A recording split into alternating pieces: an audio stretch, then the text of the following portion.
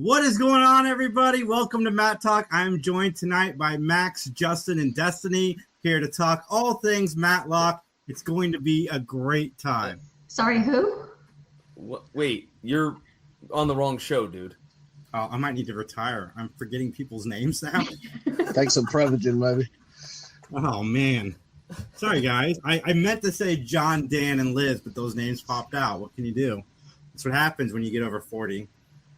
John should know. Yeah, it happens. Trust me. There's been many times over the last year or so where I've gotten up from the couch and went to the kitchen and then stand there going, what did I come in here for? Obviously, that's a reference to the episode we're watching, everybody, called The Outcast. How are you guys doing today? Doing good. Doing good. Can't complain. I need to start knitting. Knitting during the podcast seems productive. I listen better when my hands are busy. What are you making, Liz? It's a sweater. Okay. Well, I like that color scheme. Thanks. How long does it take you to knit a sweater? The average adult sweater takes about 120 hours. I'm not a very big person, so probably a little less than that for me. Okay. Daniel, what's up with you, man? Shoot, not much. Just can't wait to discuss this episode of Matlock, and I'll just same old. Okay, I gotta ask you two things. One, where are you at with Dallas? Okay, I've actually got it right here. I was good because on camera we're on season 13. Because I know it'll be inverted on the camera, but season 13. We're starting to enter into the Murder She Wrote storyline. There's a Murder She Wrote storyline? Yeah. Well, it's Murder She Wrote-esque, but that doesn't work with Dallas. I mean, Jessica Fletcher should have made a crossover appearance because they came on the same network and it was still on at that time. So I could have dug it, but yeah, it's basically like Ellie and Clayton are running around. These people are dying that were in somebody's will. It's totally ridiculous. But then again, like once Pam had the car wreck, the whole show just went like sliding down. So have you kept up with Homicide? I've been watching it some. I think I'm still in season 2 now because the first two seasons were somewhat abbreviated. Yes, they were. And it's weird because I'm finding out that the air dates, apparently they messed with the like air dates. So like on the DVDs, they're actually not, they're in storyline order, but not like air date order. So that would have been confusing to watch it like when it first came on. Yeah, it was that was the one. And I think on Peacock they're doing it air date because there's a difference because I forgot about like did I watch an episode or not, and so I looked on an episode guide and they were totally in different order on the episode guide than what it is on Peacock. So I'm like, what the heck? So well, I'm glad you enjoy it because it's a heck of a show. It's really good. I kind of have gotten away from it. I've watched like the first 3 episodes of season 6, and then I kind of got away from it because there's been other things to watch and whatnot. So, which is a great segue into what are you watching, which is a great segment we like to start the show off with. So, Liz, would you like to go first? Sure. I am a couple of episodes into season 2 of Yellow Jackets, and that show is nuts. It's Lord of the Flies with girls. Very nice. I've been watching Happy Face over on Amazon. My co-host over on the watch list, she's like, watch the documentary before you watch the show. And I'm like, I don't want to spoil the show. So, like, I don't want to know what happened in real life until I've seen how the show does. And then I can go back and watch the documentary. But it's really good. I don't know if it's because Dennis Quaid is kind of crazy in real life that he plays such a good, crazy serial killer in this show. But, yeah, it's pretty solid. Pretty solid so far. What about you, Daniel? What are you watching besides Homicide and Dallas? So yesterday, it's last night, I revisited one of my favorites, The Fugitive with Harrison Ford. Rewatched that. It's a classic, in my opinion. And then this one goes more or less for John when Grandpa's Internet comes back up. But we got ECW Heatwave 1998. John is currently logging in the AOL on his dial-up network, and he will be back. Well, now there's 2 of me, so I don't know. There we go. Okay. Well, first of all, Daniel, I want to give you bad prompts. I was at that pay-per-view. Wow.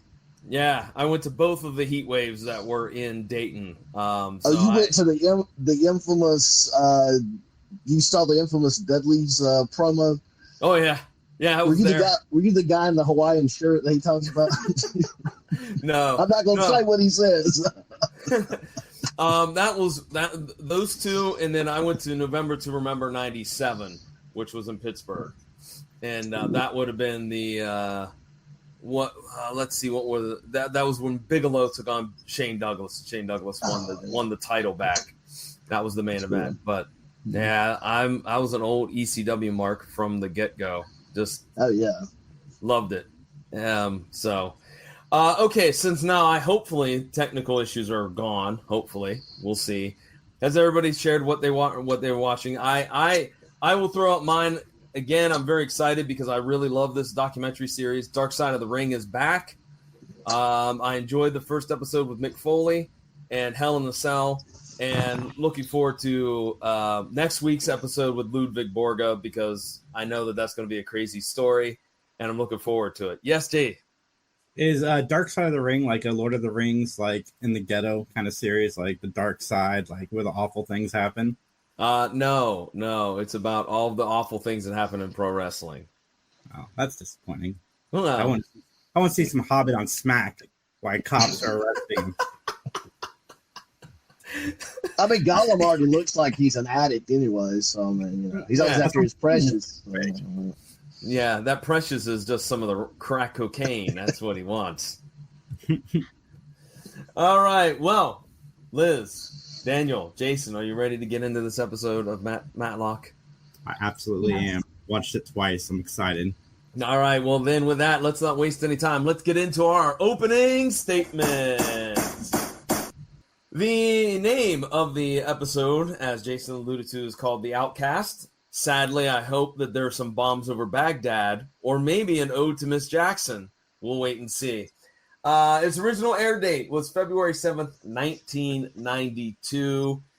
And we have quite a few guest stars to talk about, including one that Jason would love to tell us about. Shall we start with that, Jason? Sure. Charles Noland, who, I don't know if you remember him, but he's the guy whose hair got sucked while it cut on Wayne's World. Do you remember that?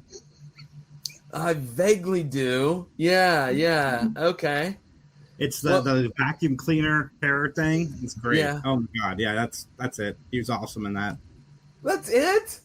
I mean, he was in Old School. He was in West Wing. He had 43 credits in West Wing. I can't believe you even left them out, John. He's in one of the greatest comedies of all time, starring Norm Macdonald and Artie Lang, called Dirty Deeds.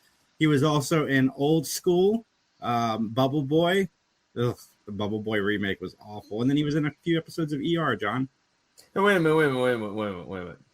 Norm Macdonald and Artie Lang is dirty work. It's not Dirty Deeds. You said Dirty Deeds. Did I? I meant, it is. Oh, never mind. I chose not that movie. So he was in some comedy that probably sucked called Dirty Deeds, but it's fine. Okay. All right. Wayne's World. Well, my first guest star that we're going to talk about is George Dickerson. He'll be playing the role of Dr. Hal Matthews. He's probably best known for playing the role of Detective Williams in Blue Velvet, the only David Lynch movie I actually like. He's the county sheriff in Psycho 2. He played Tom Volger in Death Warrant. My favorite Van Damme movie, one of them. I knew that. He played Quinn on the 90s version of The Flash. He played Dr. Rayner in Death Wish 4, The Crackdown, which is an awful movie, but I digress.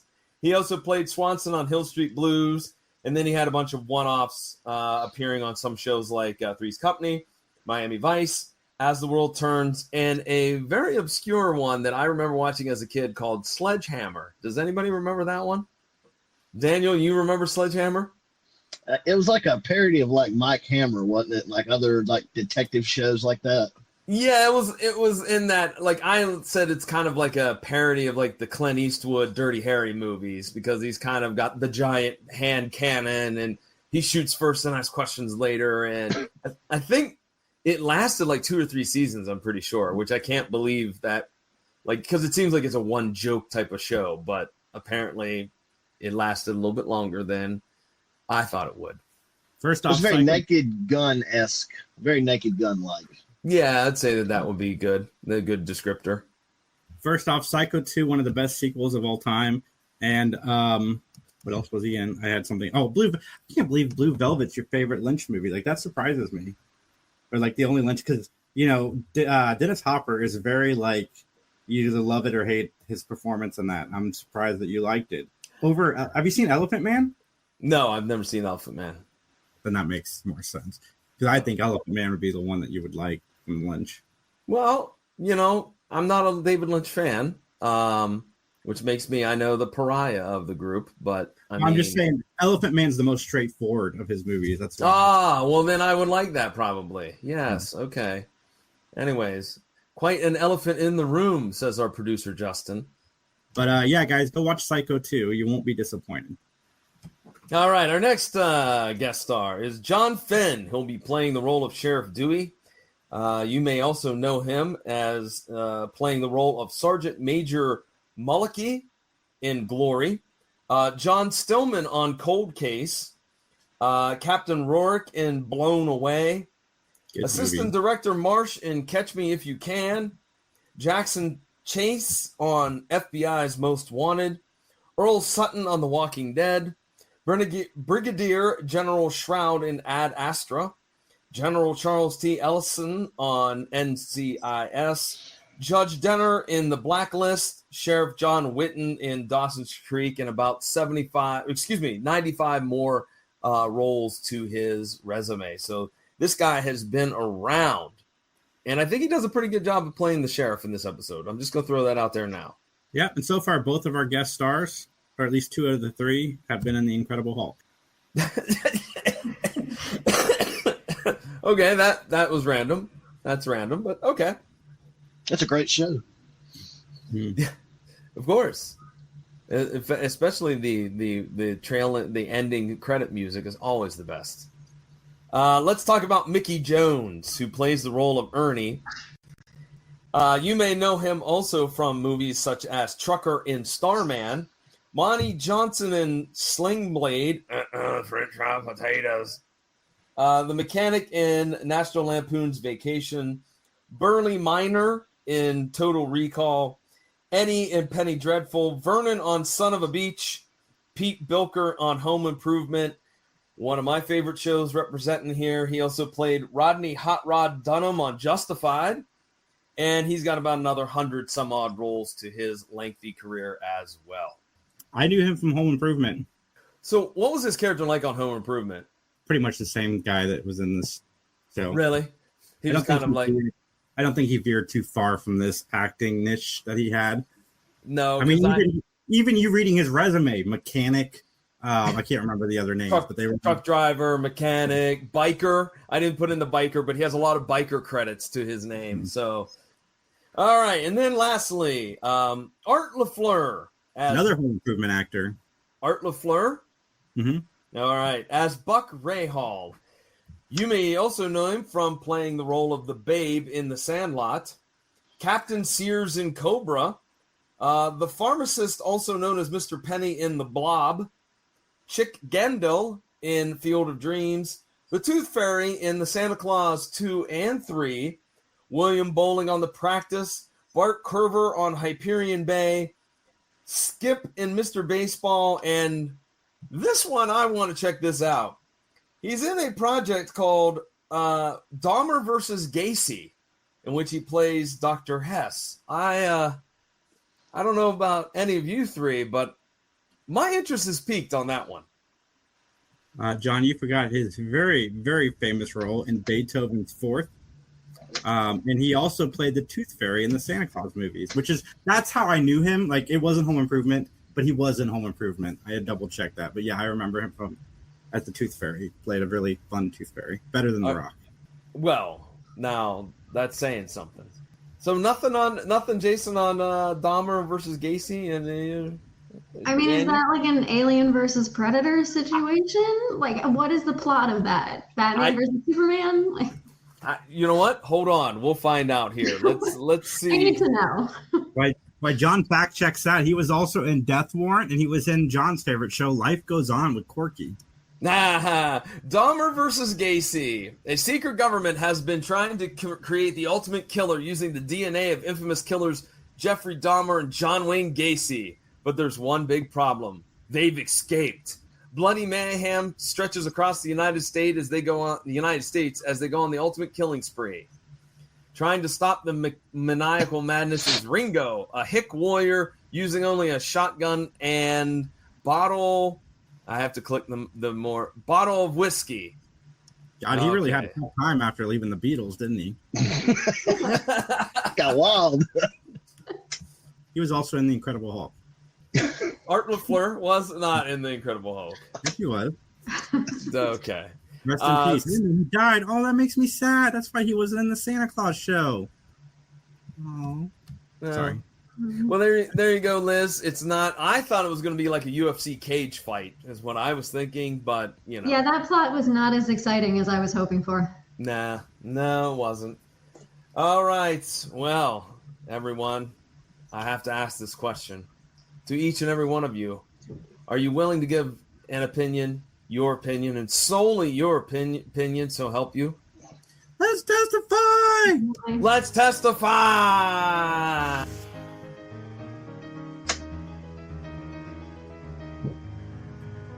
All right, ladies and gentlemen, the plot of this episode is Ben decides to retire and go fishing where he encounters a murder. All right, can I give you my thesis statement theory about this episode before we start? Go right ahead. So we know that NBC canceled Matlock in season 6, and they eventually moved it to ABC, moved production across the country. We lost the better half of our cast. But I think that those negotiations probably would have taken some time.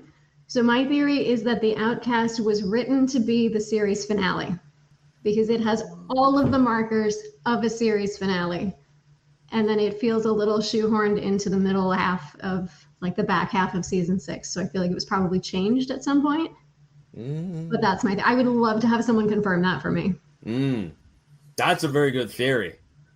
Wow. I was thinking the same thing while I was watching it. I was like, I wonder if this was supposed to be a finale. It might be why it's a tighter 2-part episode than we've had before. And I don't want to give away my thoughts, but yeah, definitely better than we've had recently. I have some backup for that as we get into it, but that's my thesis statement. I'm going to throw it out there that I really do appreciate the slide whistle in the theme. I really do. Not that I don't enjoy our heavy metal version of it, but that's more slide whistle. Everything needs more slide whistle. Like cowbell. Exactly. The opening scene is the exterior of a courtroom with audio tracks of various different trials that Ben has been a part of. Objection. That's bull. Yeah, I like that. I thought this was a cool way to introduce this episode. I really liked it. We also see a statue of Lady Justice. Then we see someone's, I put down study. I'm not sure. It's a room in a house that has watches, guitars, fishing stuff. And I couldn't help myself when they were doing the opening credits. I enjoyed the fact that the DP on this episode is a guy named Jiggs Garcia. Yes. How do you get the nickname Jiggs? Being a DP on Matlock, apparently. So we cut to the courtroom, and Julie and Ben are talking dinner plans as they're entering the courtroom. And they, of course, are on separate sides of the case. I also enjoy the fact that apparently Ben has to go to, quote, Stumpy Point, end quote, to meet a client. What a name for a town in Georgia, Stumpy Point. Julie is very concerned that Ben is working way, way too hard. And, Frank, also his client, as you'll see here in a few moments, also has a little bit of concern because he's like, dude, where have you been? You're cutting it awful close. And Ben's like, I have a routine, dude. I have a routine. I know the time of everything that it takes for me to get from the house to this table, including how many times it takes him to stand up or whatnot. He's got it all mapped out. But then when it's Ben's turn to speak in court, he mixes up the name of his client. His client's name, of course, is Frank, and I forget what he calls him. He calls him something else. He calls him like Nick or something like that. And everybody's like aghast that he said the wrong name. Listen, I'd rather get off and have my lawyer call me Frank than to lose and be called Jason. Just saying. Well, Frank is upset by this, and rightfully so. And there's kind of an argument about some Supreme Court ruling that Julie wants to bring into the court case, but Ben's is questioning, well, how can you do that? And she's like, Supreme Court so-and-so versus so-and-so. And he's like, yeah, when? I don't know. So that makes Frank even more concerned about his representation. And in the hallway, he dumps Ben. Sadly, he didn't write him a letter. It said, it's not you, Ben. It's me. Oh, by the way, McClure is going to be his replacement, who apparently has only won one case, but wrote a book and's got all this fame. And so he's going to be the new lawyer for Frank, which I want to know, what does Frank need a lawyer for? Because it's never really mentioned. I thought it was murder. There's like a gun involved. I think it was murder. Was it? Okay, I overlooked They that. never actually say, but I assumed. Okay. I was distracted by the costumes again. Like, the 90s fashion was not kind to anyone. But I genuinely love this color block blazer that Julie's got on in this scene. I would wear that. Well, we go to a scene at Ben's house where it's late at night. And sad Ben, we get a little dose of sad Ben here. He's just pondering his future, looking out the window. And so the next day, we're at the courtroom where Ben officially resigns from being Frank's lawyer and tells everybody he's retiring. What a way to kind of just drop a bomb on everybody, ladies and gentlemen. Yeah, he doesn't even tell Michelle and Conrad. Like, they find out through the grapevine. Yeah. Julie has to call them and tell them because he just like pieces out. Yeah, absolutely. It's a totally Matlock thing to do, though. Oh, yeah. Absolutely. I did mark down that the judge and Julie have the same hair color, which I don't know why that was a weird thing for me, but I'm like, that's weird. I just got fixated on that for some odd reason. But that's Anita Corso again, too. Yeah. She was in Andy Griffith's show. And, of course, Julie's crushed. Absolutely crushed at this announcement. And then we cut to a scene where Ben is playing some tune on that instrument of his. Is that again, I'm not sure. Is it ukulele? Is it a mandolin? What is it? It's a resonator ukulele. And I only know this because I Googled it at some point. Okay. What makes it what'd you say? A resonator? Resonator. I'm not sure if it was a brand name or just because it's an all metal thing. Okay. It was popular in the 80s. Well, you know what? If anybody out there watching or listening would like to help us out with that, Jason, there's an easy way they can get in touch with us. You want to hit them up? Yeah, guys, email us at benmattalk@gmail.com. And you can also contact us through Facebook at Mattalk Podcast as well. So Conrad and Michelle arrive. Again, no one locks the door in Atlanta, Georgia. They just stroll on in, don't even knock, don't even ring a doorbell. Don't even go, hey, we're here. Nope, just barges in and starts talking to Ben about his retirement. And again, they're all very much shocked.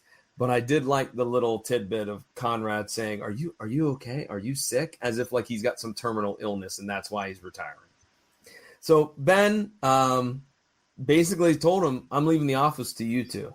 All right, to Conrad and Michelle. And you can go down and figure out the schedule of the cases. I'll be down there and I'll clean out my stuff. In fact, that leads us to our next scene where Ben is there at his office going through his stuff. And Julie arrives. And she said she's been waiting for Ben at his home for hours.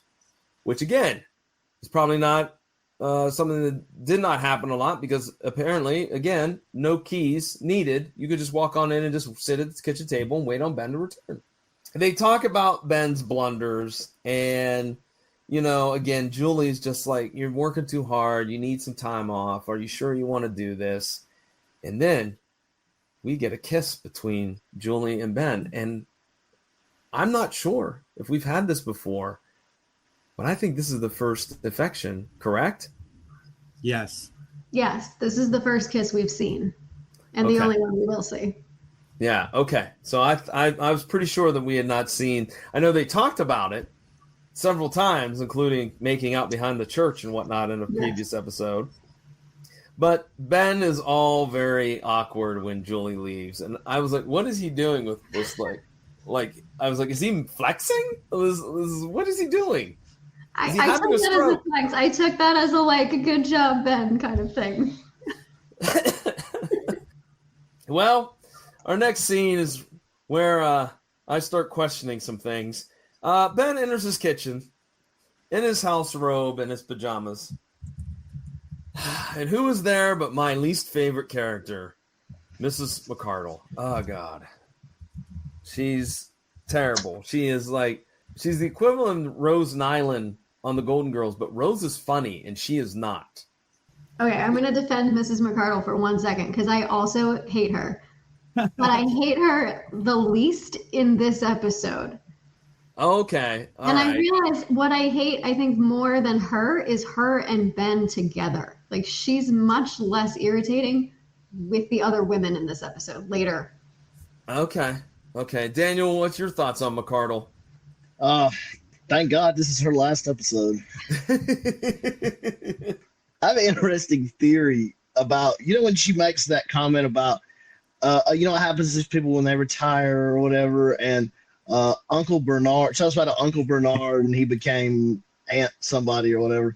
I think Uncle Bernard is Barney Fife. I think they're in the same universe, Matlock and the Andy Griffith Show. They gotta be. I mean, they're only 2 states away from each other.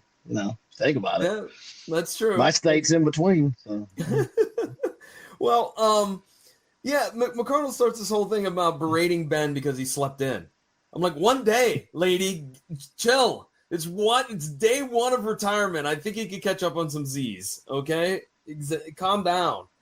But yeah, then she talks about retirement and how you got to stay active. And again, she shares another dumb, stupid story about Uncle Bernard becoming Aunt Bernice. So I was like, that didn't age too well. Julie, Conrad, and Michelle are at the courtroom, and they come up with an idea. Let's give Ben a surprise congratulatory party, a happy retirement party. And everybody's about it. They think it's great, but they definitely make sure that no hot dogs will be served. What's a Ben party without hot dogs? You know what I mean? Exactly. So we get a new character that we have not met. We've had angry Ben. We've had sad Ben. We've had socially awkward Ben. But now we're going to get Fishin' Ben. And Fishin' Ben is practicing casting out his line. And in front of a tree. I mean, it's certainly something somebody's grandfather would do, but it's in front of a tree. That you know it's there. You know the tree is there, so why would you cast in that direction? Exactly. So anyways, he gets the hook stuck in a tree. He gets the hook stuck in the mailbox. He gets the hook stuck in the rear end of the neighbor, which that had to have been an awkward conversation. But yeah, it was funny for what it was, but I was like, exactly what you said, Jason and Daniel and Liz. Like, shouldn't you be doing that somewhere safely, somewhere else? Like at water, maybe? Yeah, right. Yeah. Or an open field is fine also. Go do it at your friend Ace Calhoun's house. Yeah. Yeah, Ace probably has a huge backyard. He could have done it right back there. He's probably got a pond in his house. You mean Ben could have practiced casting into the aquarium tank, huh? Yeah.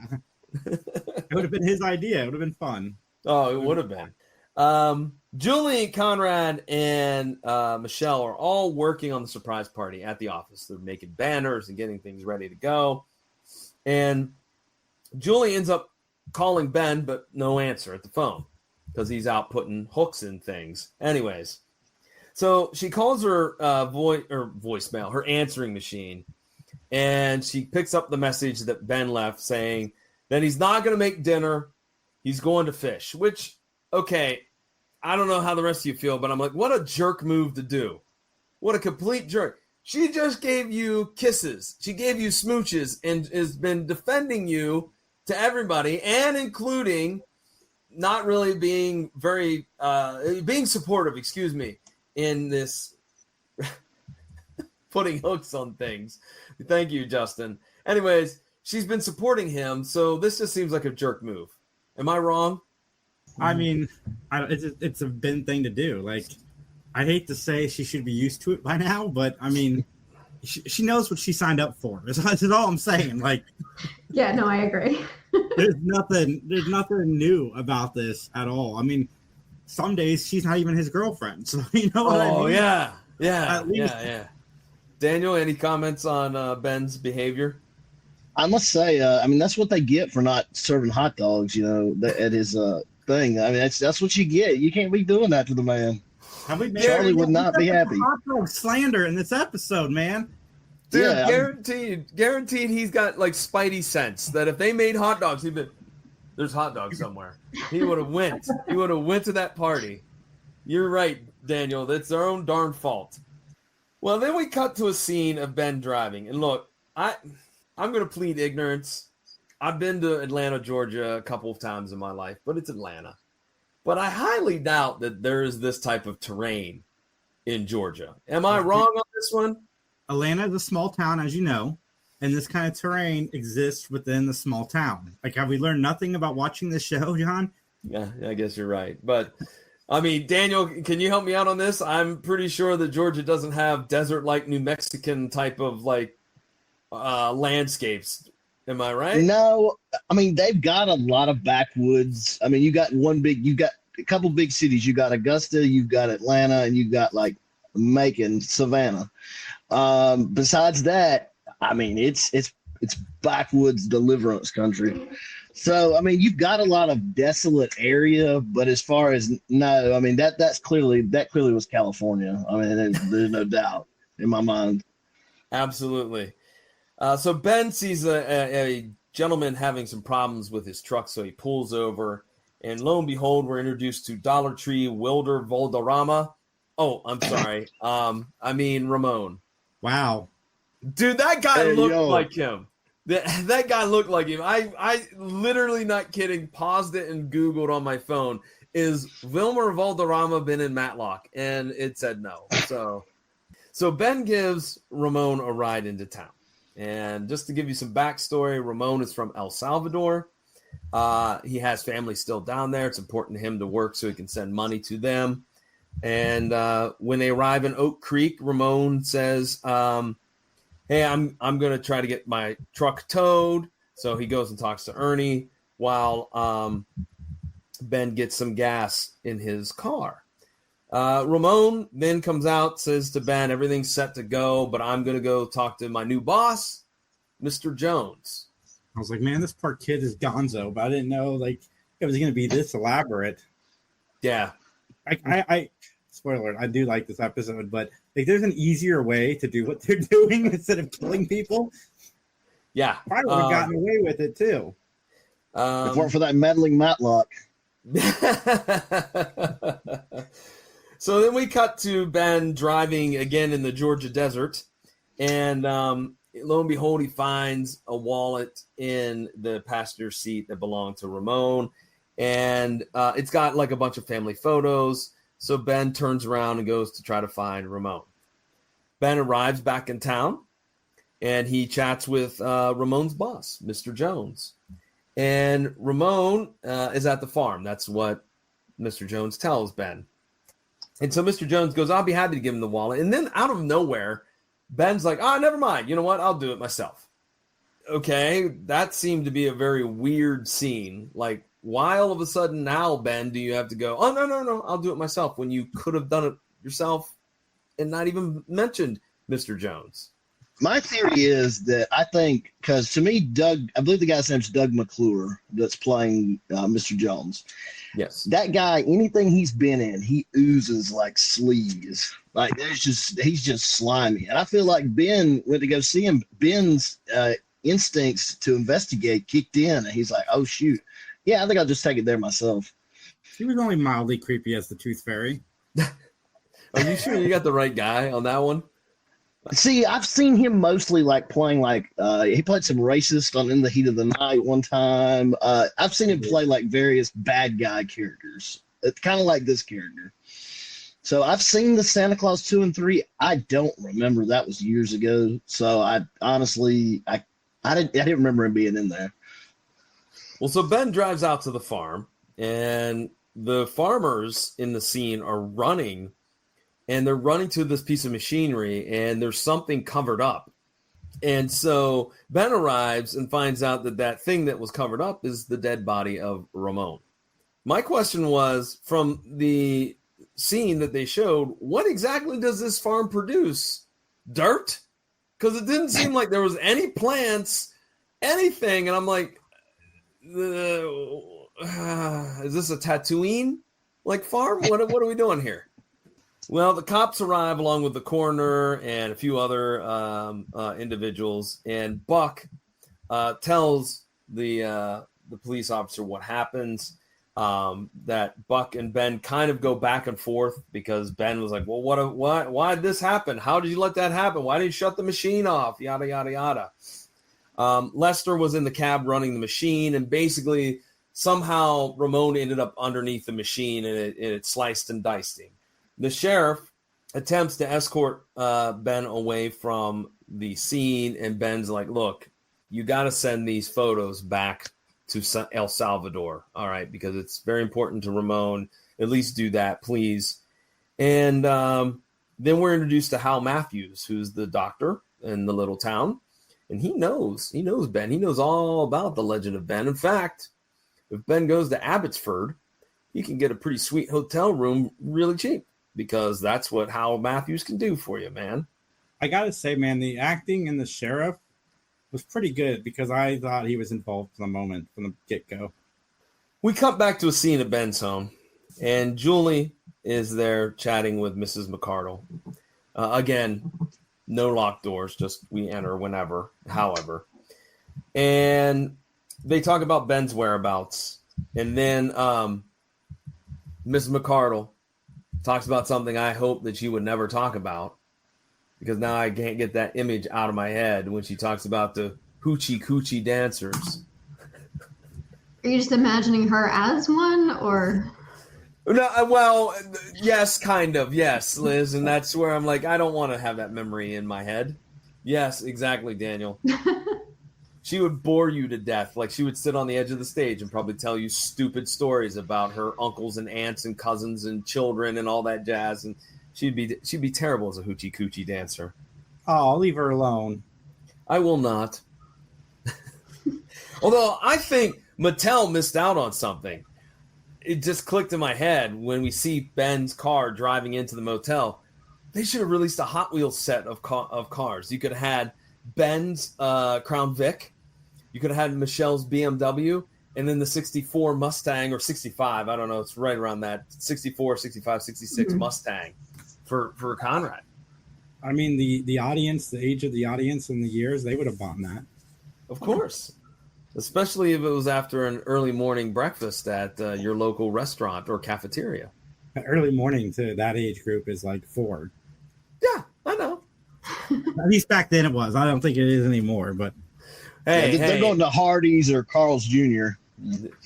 Hey, you know what? You're right. They're getting up at 4 o'clock because Mrs. McCardle told us all you could do is sleep in bed. Well, you're going to die. That's what's going to happen. This scene, though, has my favorite line, I think, in the entire series. Okay. Because Mrs. McCardle's going off about the hoochie coochie dancers and telling stories, and Julie's just trying to get out the door. And her parting shot of Mrs. McCardle's like, I'll light a candle for him. And Julie goes, light one for me. Oh, yeah. That's my favorite line. She gets to be funny in this episode, and I wish they'd let her be funny more.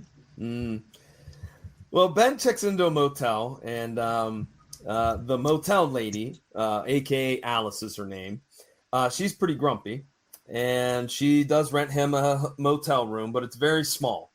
In fact, it's so small that if you pull the bed out of the wall, the pull-down bed, you can't use any of the cabinets or any of the closets.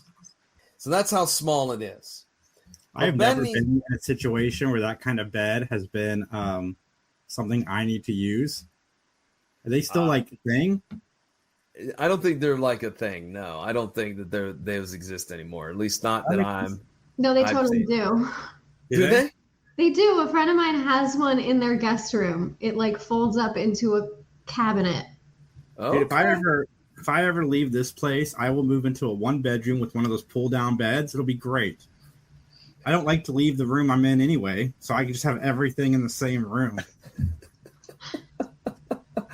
Yes, that will work tremendously. And I'm sure your daughter will not be coming along with you when you get that 1-bedroom apartment, right? No, she's already planned. She's got her plans. Okay. All right. Good. All right. Anyways, Ben decides to go to the Oak Creek Diner. Zach, who was a gentleman that Ben talked to on the farm, is there, and they chat about Ramon's death. Mr. Jones comes into the diner, and he says that Ramon's body is going to go to El Salvador for a burial. And we hear a phrase that's going to be used quite a bit throughout this episode. Farming is a dangerous profession. It is. It's a dangerous profession. And this guy is, I like this guy, but he is like what's his name? Sam Spade. No, the guy that's in Yellowstone. Sam Elliott? Sam Elliott. He's like the cheap Sam Elliott. Even his mustache looks fake in this episode. That's the only thing that really bothered me, was that his mustache looked fake. Well, and then there's also this ongoing joke that apparently every food that you get from this diner is the same thing. They just give it a different name. You know, the meatloaf is the chicken fried steak. The chicken fried steak is the hot turkey. It's a joke, which I didn't find too funny, but I mean, I give them an A for effort, I guess I'll say. It looked like a banquet TV dinner, is what it looked like. It did. You're right. Absolutely on that. Well, we go to a scene where Alice gives Ernie a key to Ben's room, and then we jump back to the diner where Ben and Mr. Jones are still chatting. As Ben leaves, he sees the lights on over at Ernie's, and he goes over to investigate if the truck of Ramon's has ever been towed, which he finds out it hasn't, because there's only one person that can run the tow truck, and that is, I forget the guy's name, but the sidekick of Ernie, we'll just call him. Anyways, so Ben then goes back to his room, and he almost walks in on Ernie, but Alice distracts him, and basically all Ernie was doing was trying to see what's what. And Ernie crossed the line. Why? You know why? He crossed the line. He ruined his shirt. Oh, that's true. With his, dude, that is our cliffhanger for this episode too, is the fact that Ben's shirt was ruined, and he's gonna find out who did it. Well, I also wrote down here, is everybody in town in on this whatever plan that's going on? Because in the scene you have Ernie, you have the sheriff, you have Hal, you have, who else was in that? There was somebody else. So Mr. Jones, obviously, but it's like everybody is in on this. So basically, all they're doing is just going to ride out Ben's stay. They're like, look, he'll stay a day, he'll move on. We can continue on with business as normal. All right. Which I don't know about you. Did any of you have a theory as to what business as usual was going to be? Because it took me a while to figure out what exactly was going to happen. Yeah, it's really they give you a long time before you can kind of really figure out what exactly is going on, like, yeah, what the whole illegal stuff is. You're right. I was like, it took a while, but anyways, let's move. I have an idea, but I thought it was drugs, not what it ends up being. It gets smuggled in the coffee, because I've seen this in like a movie, the same plot. I think it was in Bad Boys 2. It's also American Gangster. Yeah. So that's exactly what American Gangster is. Well, all right, let's move on here. So Ben finds dirt on his shirt, and he goes in and lays it down on Alice and says, listen, someone's been in my room. And she claims no, but he's like, someone's been in my room, because Mrs. McCardle would never let this happen. And Jason is happy with himself. Dude, I almost wore a white shirt just for this episode because of that. Take some action. Like, you killed the kid, but damn if you're going to mess with my shirt. Well, Ben's gonna investigate. He tells Alice, I'm gonna find out. I'm gonna get to the bottom of who's in my room. That's the cliffhanger. That's where they decided to cut the episode in half. But on the DVD, it's one, and you could tell this was made to be one thing. It's not like the other two parters. But yeah, it's just funny that's the cut that we got. I watched it first in syndication on a local channel that reruns Matlock, but they do one episode a day. So I literally watched the first part, and I'm like, oh my gosh, look at the way they ended this. And I had to go back the next day and watch the second part to see what really happened. I was really confused and ticked off. Who's messing with Ben's shirt? Yeah, and I like that Ben's still in his bathrobe as he leaves in a huff. In fact, Ben ends up talking to the sheriff about this, which I'm like, what? You're calling in the sheriff on this one. This is going to make you seem like you're a crazy lunatic. You know that, right? You're not. You haven't realized that the sheriff is obviously involved with this. No. I like that Ben referred to Ernie as that fat fella. I don't know why it made me laugh, but I'm like, that's pretty funny. By the way, I hope Ben bought stock in Tums because he seems to be eating them all the time after the vile food that he got at the diner. Ben goes to the funeral home, and Ernie from across the street is watching. In the funeral home, Ben runs into Rusty, who is the assistant undertaker, which I thought right there, Daniel, that could have been a crossover. The Undertaker on Matlock as an Undertaker. And he's got Razor Ramon in a casket. There, yes, he could have had that too. Hey, yo. So Rusty is almost done prepping Ramon's body. Ramon, according to the ledger, is supposed to be shipped out on the 24th, and he came in on the 20th, which kind of doesn't jive. It's as if, sorry, folks, John needs to start a WWE podcast. Well, I already kind of have one of those. But anyways, that's a long story for another time. So basically, Jones calls over there, and Rusty takes the call, and then he's like, hey, wait, no, you can't look at the ledger, sorry. And the dates don't jive, because the dates, the way that they have it dated, it's actually predicting that Ramon is going to be killed and then brought in, and that's not what happened. That's not at all what happened. Ben tells the sheriff what he found, and the sheriff's like, look, man, you're imagining things. You're paranoid. This is not what indeed happened at all. But Ben was like, nope. Something's up. And so the sheriff goes, look, I got to go to the Simpsons farm, and I'll meet you out there. Okay, I'll meet you out there. It's off this road and that road and this road. And so here we go to the actual cliffhanger. Ben is out on those dusty roads of Georgia, and Ben is followed by a pickup. And we find out later at the end of the scene that it is Ernie who has run Ben Matlock off the road, and Alice arrives. And actually, was it Alice? I believe it was Alice, wasn't it? No, it was somebody else, wasn't it?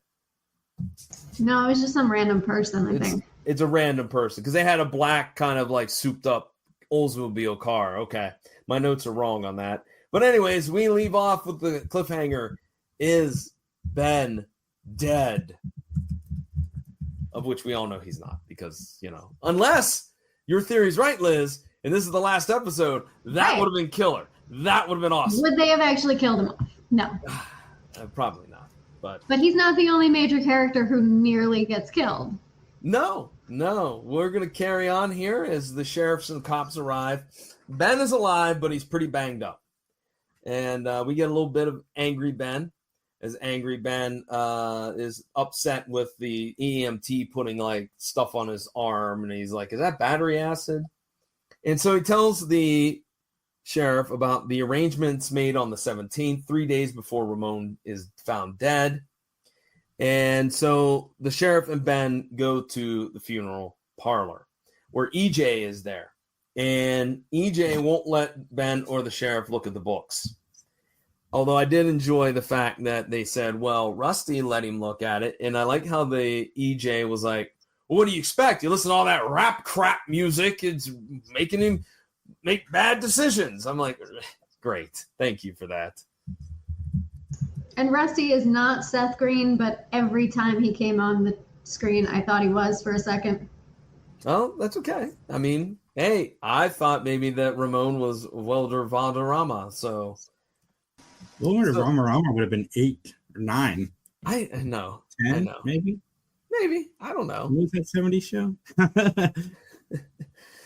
The sheriff tries to smooth things over with Ben. All right. And I like that Ben slaps him on the arm or punches him in the arm. And he's like, you can't hit me. Alice is confronted by Ben because he's like, look, there's something about you that's different. You're not like all these other people. You know something's going on in this town. You know that maybe Ramon got murdered. Why? You know this, but you won't tell me. And so we go to a scene where Mr. Jones discusses the book with EJ, and he talks about how the state police are involved.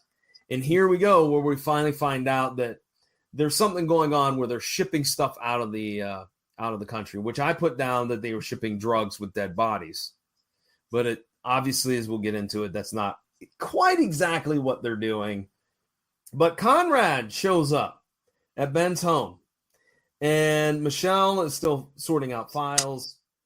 And Conrad pitches this great idea for a new office, with better furniture and hardwood floors, something that says young and hip and happening, not old and stuffy and crotchety like Ben's office, right? And so Michelle is, though, still very sad about the fact that there's no Ben. So we go back to Oak Creek, where Ben goes to the diner and he chats with Zach again. And he finds out for the past 3 years, there's been a fatal accident at the farm. And he gets the chicken pot pie this time, right? Yeah, he gets the chicken pot pie, which doesn't like at all look like one. I like how that guy was like, doesn't look the same at all. and that dude was weird looking. I don't know who the actor was, but he had the weird sideburns, which were cool, but he was completely bald, which made it look really weird. I'm like, what is this dude's story? Buck wants to talk to Zach. So Ben, then we have a scene where he tries to call the ATL, but the lines in Oak Creek are down. Ben's car is towed in, and he can't rent a car because there's no such rental car place in Oak Creek. But the sidekick at the garage offered him his Harley-Davidson motorcycle, which for about 3 seconds I thought, he's going to do it, isn't he? No, he can't. But for a few seconds, I'm like, yeah, I can see him, driving down the highway. Yeah. But alas, no. Because Ben flags down a big rig, literally walking in front of it going, wait, hey. Does he have a death wish? And I was also more interested in the fact that the truck driver was like, yeah, sure, man. I'll take you wherever. Sure. What else? A few hours later, or maybe the next day, state troopers, one of which his name is Lucas, arrive. They kind of talk to the sheriff and go, do you not know who this is? This is Ben Matlock. He called the governor collect. Now, maybe if they call him governor, I think the state patrol people should spend more than 5 minutes in the town investigating. Yeah, and real quickly for you younger people out there who probably don't know what call and collect is, allow the old man to tell you. It's the idea where you could pick up a phone, a landline, and you could dial a number and actually have the charges charged to the person that you're calling. So it's called or the way we used to do it is you call 1-800-COLLECT. Hey, please state your name. I'm at the movie theater. Come pick me up. I'll be ready in 5 minutes. And then hang up. Then they don't have to pay me. There you go. Or 1-800-CALL AT&T. That was one. There's quite a few of them. I actually saw an ad. 10-224. Was that one of them? That might have been one of them. I saw an ad, by the way, one of those retro ads on Facebook for a bag phone. $700 for a bag phone. My grandfather in 1980. That was 1989. Sorry. It was like $3 a minute or something. Yeah, of course. All right. Well, Lucas ends up not really believing Ben's story. He sides with the sheriff. And so then we cut to a scene where Ben just spills the tea on everyone. He's like, Alice, your husband's in a rehab facility for stroke patients. It's a really nice one. How you paying for that? Oh, Dr. Matthews. How does he have that sweet house over in that ritzy neighborhood? Oh, EJ has a boat. Like, he lists all of these things. And so basically Alice gets very indignant with him and yells at him. Well, we're almost through this episode. And the one thing that we have been missing is Undercover Conrad. Well, here we go, ladies and gentlemen. Undercover Conrad, working at the farm, hired by Zach and approved by Mr. Jones so he can just snoop around. The sheriff tries to give Ben a ride because Ben is walking to the local fishing spot. And basically, Ben also ticks him off by going, hey, those 3 racehorses you have in Louisville, tell me about those. Broom, drives off in a huff. And then EJ, Matthews, and Jones, they all meet about another shipment. But they're worried about Ben interfering with that shipment. So Ben is fishing and Ernie is watching, but I love how it's like it alluded to that Ben knows he's over there behind the tree over there, which, you know, is funny because clearly Ernie is an idiot. Zach shows Conrad a tour of the farm and they talk about the Ramon death when some random punk shows up on a dirt bike and he's like, you got me fired, Zach, and fisticuffs and a knife is involved. But lo and behold, Conrad to the rescue. He disarms the guy, and then Zach punches him, or had already punched him, or got whatnot. I mean, it was a big to-do. It was a big kerfluffle. And at what point did we as a society get more suspicious about somebody coming to a job and on their first day asking a million questions about something that happened like 2 weeks ago? Like, when did we decide, okay, this is suspicious behavior now? Because obviously the guy was not suspicious of Conrad at all. No. And you bring up a valid point. Like, I would have been like, why are you asking about how many people died here? But that's okay, because he owes him. He owes Conrad a big one, because if it wasn't for him, he would have just gotten that arm injury. He would have been sliced and diced by that punk. A valid concern, I think. Justin agrees with you, Jason. So we go to Ben's. Jigs. What'd you say? Thanks, Jigs. It's my new nickname for Justin. Jigs. He loves it. Oh, that's good. Anyways, we go to Ben's home, in which Julie, Michelle, and McCardle are all chatting about the fact that Conrad now has disappeared. And McCardle does this whole stereotypical, like, men doing men things and the women should be back home and let the men fight the dragons, and more bollocks that she spouts out about stupid stuff that I can't stand. So that aged like milk. Yeah, I agree. I was going to say, Liz, do you have any comments about McCardle? No, not in this one. She's annoying. Though she does bring up more hoochie coochie dancers, which makes Michelle and Julie go, oh, I got a thing to do. I gotta go. And see you. Thank you, Miss McCardle. That seems like a Les Calhoun storyline more so. I could see him bringing up hoochie coochie. Like, maybe he wasn't available, and that's why they switched it over to her. Because I've never known, like, an older lady so obsessed with this thing. Old ladies are so interested in strip tease, or strip clubs, or strippers in general. Like, it could have been less, and we would have thought less than 2 things about it. Oh God, Ace Calhoun in this role would have been silly. Oh my God. He would have been creeping on Michelle, though. You know that would happen.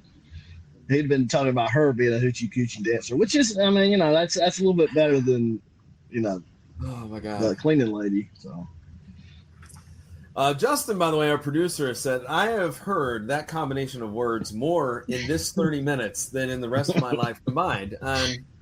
Me too. yeah. So my best.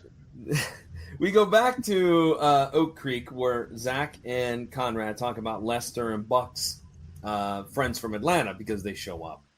So Conrad snoops around, and Buck is basically paid $2 million in this briefcase. And Lester catches Conrad snooping, and so there's a foot chase. And Conrad comes up to Zach and says, "You got to help me." And so Zach hides him in a bale of hay, which I like how both Buck and Lester showed up, and they only move one thing. They just grab this tarp and they look underneath of it, and that's it. Like, way to go with a thorough search, you idiots. Zach ends up taking Conrad to the motel, and Alice sees Conrad, quote, breaking in. He really wasn't. It's Ben's room. He was, using his tools to pick the lock, but he wasn't really breaking in. I mean, I can see how somebody would think they were breaking in, but that has nothing to do with what's about to happen. No. Ben is done fishing, and he calls out Ernie on, as he walks past the tree, And so Conrad is in Ben's room, and all of a sudden, the sheriff enters and shoots Conrad, which was a huge surprise. I did not anticipate that happening. Kind of goes with what Liz was saying. I wonder if they were going to sacrifice Conrad, and then they were like, well, we got to change it now. I wondered that too. And he shoots him in the back because he's a coward.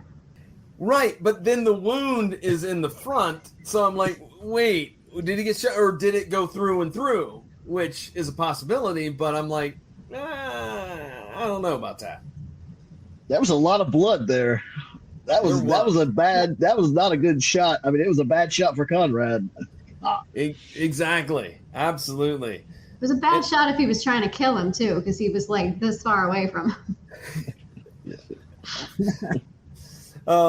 The sheriff is going to frame Ben for shooting Conrad. All right. So because Ben comes back and he's, shocked by what he sees, and the sheriff comes out of the other room and is like, get up, get on your knees, or get on your feet. Ben's like, nah, I'm not going to do that. And he goes, well, you're going to have to, because that's how this is going to work. And Ben's like, well, if you shoot me, then your whole case goes away. And so sheriff ain't hearing it. Get to your feet. And so Ben comes up with the very great line, great strategy. I need my pills. I'm having some chest pains. I need my pills for my heart condition. And after channeling Sanford and Sanford and Son, the sheriff, Elizabeth, I'm coming, Elizabeth. The sheriff, of course, goes to the cabinet, and he can't find them. He can't find the pills. And while he's in there, Ben goes, well, it's probably the wrong pocket. You go to the other pocket, and then shuts the door and then pulls the bed down so that he can't get out. And so here's my only thing, though. Okay, Alice helps Ben, but how did they get Conrad out of the room? Because you couldn't go, right? Like, if you went back, you're thinking too hard about it, John. I want to know why the sheriff didn't just shoot Ben. Like, just figure it out later. just solve your problems now. I mean, he didn't know Michelle and Julie would be there, and somebody would pay. But yeah, it's like just.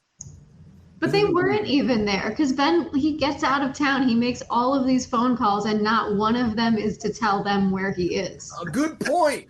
Very good point. He calls Conrad, obviously. So Ben is just as sexist as Mrs. McCardle is what we're saying here. Yeah, okay. He just didn't want him to get injured. Well, but I don't want to be mean, but two elderly people have to pick up Conrad, who's easily $190, maybe 220. You don't know, somewhere in that pink. He's put together, and they're going to pick him up and put him in a car while you have a sheriff in a closet waiting to get out with a gun. With a gun. I mean, he could have actually stuck his hand out the crack that he could open the door and shoot that way. Like, that's what I was saying. Anyways. So Ben wants dropped off at the farm, and then he tells Alice, get Conrad to the doctors or the hospital, and then call the state police. Now, what a way to treat your coworker. Oh, I'm not going to stay with him. You, random stranger, you take him to a hospital. Make sure he's okay. I got other things to do. What a selfish jerk. Right. Mr. Jones is there with all of his cronies at the funeral home, and Rusty comes and says the freight truck has arrived. And then all of a sudden, Ben shows up with a posse. And it's all the townsfolk who don't apparently appreciate the fact that these hoodlums are running the show. And Zach finds like a ton of cash in the coffin because Zach, is like, well, if you got nothing to hide, then you won't mind me looking in this coffin. And he finds a truckload of money. So the state police arrests everybody. Alice says that Conrad's going to be okay. And then she's going to turn herself in, which I thought was kind of a little bit odd. I mean, I don't know. But then we go to Ben's home where they're having the retirement party. And are there any hoochie coochie dancers to talk about? That's what they want to know. I think that was Julie that asked that. And Frank shows up and he's like, look, I'm sorry I fired you.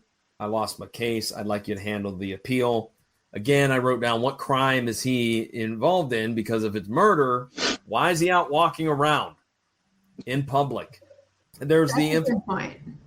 Yeah, like you would think that you would be at least have some type of deterrent to be out roaming around. I took him to Mickey R. Took him to what? The Mickey R, the McDonald's of ERs. Oh, okay. Just took him through the drive-thru. Sewed him up. He's fine. Some duct tape, some super glue. Well, and then Frank says, name your price. And as we know, cash rules everything around Matlock. My question is this, though. Let's say you had a friend that's retiring or having a birthday or whatever. You go to all the effort to do a surprise party. Like for Ben, we have the happy retirement, everything, the food, the drink and everything.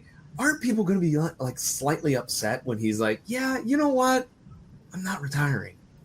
We went to all this effort for you and you're not retiring now. Like, I don't know. Parties, John, people like parties. There's punch and pie probably there, and they were fine. Didn't they say there was spiked punch too?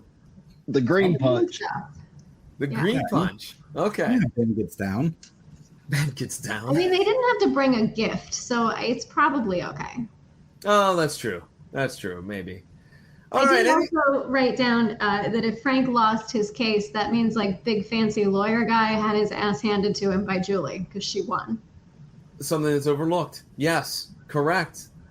No love for Julie from the writers. No. Anything else you guys want to talk about real quick?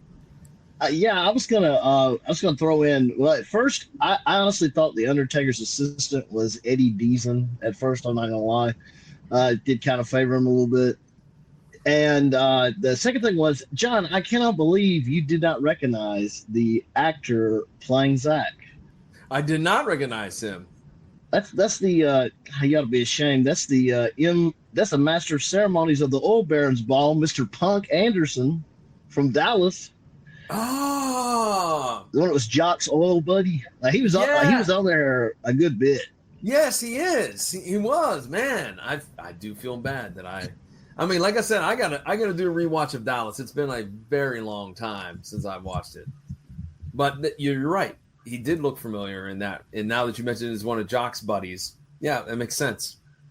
All right, then, ladies and gentlemen, let's go ahead and let's get on into our closing statements. This is the part of the podcast where John and I rate the show on a gavel system. 1 gavel means 5 gavels means we loved it. 10 gavels means we're going to let you guys go because we're running on the Gone with the Wind version of Matlock podcast. I give this a 5. I don't give very many 5s, but I give this a 5. I love this. I loved watching it the second time. It was a made-for-TV movie, and it felt like a well-done made-for-TV movie, and it might just be because the last few episodes of the show have not been great. All right, Liz, how about your rating? I am also going 5. I like this one. It's a full cast. It's a solid story. The pacing is good. I really want to know what the original ending would have been because that party feels tacked on, but it's good. I like it. Daniel, how about you? I'm going to have to give it 4.5. Okay. I thought it was very well done. I thought it could have been a motion picture, the plot, honestly. I mean, obviously with more production value, but I'm talking about the plot. It could have been elaborated a little bit more. It could have definitely been an action movie from that period. Okay, I put down, I gave it a 4 because I put that I felt like the first 20 minutes was very slow and like pointless. It did pick up at the end. I did like the stacked deck that Ben had to jump all these hurdles. The car chase, Daniel, I agree with you. I think the car chase added a little something to it. My negatives, the ladies really weren't involved at all. So that kind of bothered me. I didn't like that. Some confusion about the crime. Because, again, even though they were sending money in that, I still was like, is that counterfeit money? Is it money from a bank robbery? Like, why this money going to the other end of the pipeline, so to speak, down in El Salvador or whatnot? But yeah, I mean, it was okay. I gave it a 4. All right, Liz, would you like to hype anything here real quick before we start wrapping things up? Not much to hype. New yarn collection coming soon. If you're into that, that's about it. All right, and you can be found all over the internet? All over the internet. darkseayarn.com, Instagram at darkseayarn. Okay. And you can find on the bottom scroll for probably the next 3 months. Daniel, you have anything you would like to plug real quick? Yeah, real quick, 2 podcasts. The first one is, if you like true crime, it's called Carolina Crimes. It is a true crimes podcast that only deals with crimes within the state of South Carolina, and both famous cases and cases that are not really well known. The second podcast I want to plug is the Rise Guys. That's like Wise Guys, but it's Rise, R-I-S-E, instead of Wise. It's a local radio show out of Greenville. They are kind of expanding. They're in New Orleans, Chattanooga now, being syndicated, but they have a podcast version if you don't live in the one of those 3 areas, Greenville, New Orleans, Chattanooga. But it's basically like a really toned down, FCC friendly kind of Howard Stern / Bill Maher current events, but a lot of comedy thrown in there too. So yeah. Weren't you on their show as a call-in? I was, yes. And Okay. I may have one of those coming up because I called their, they've got a line called the FOF line where you can call in and basically like just say like whatever, and they'll bleep it, but they'll put it on the air. And mine's a joke call if it does and I'm sure they will pick it up because I know the buzzwords to say that they'll latch onto it. But yes, I'll be sending that your way if it gets played this Friday. So we'll see. Cool. All right, Jason, what about 3 Geeks Podcast and all your other projects? What's happening with those? I'm recording all of them this week to get ready for my out-of-town experience. So 3 Geeks Podcast will still be live Saturday. I leave Sunday morning. So that's going to be a lot of fun. We're going to have another kind of crazy day, Max and I. So coming back to that live experience in the evening will be fun. And then I'm on the road, but don't worry. Mattalk's here today. And then next week, pre-recorded 3 Geeks, pre-recorded the Big Bench watch list. So yeah, lots happening. All right, and for the PVD cast, new episodes drop every Thursday, available at pvdcast.com or wherever you find great podcasts.